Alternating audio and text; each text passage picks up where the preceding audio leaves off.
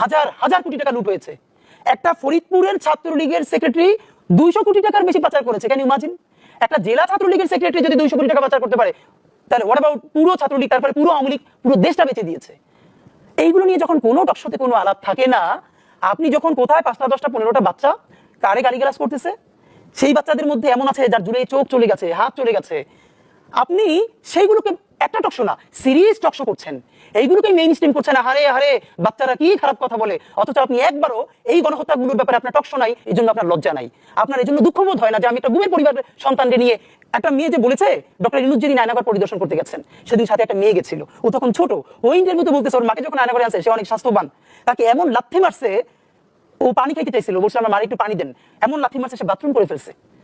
এই মেয়েটাকে নিয়ে বাংলাদেশের একটা মিডিয়া, যে ওর মা, ওর সামনে একটা মেয়ে বলেছে গুম কমিশনে যে তাকে আয়না করে নেওয়ার পর তার পিরিয়ড হয়ে গেছে মাইগ্রেট চোটে, ওয়াশরুমে এমন অবস্থা রাখা হয়তো আপনি কোনোভাবেই প্রাইভেসি মেনটেন করতে পারবেন না।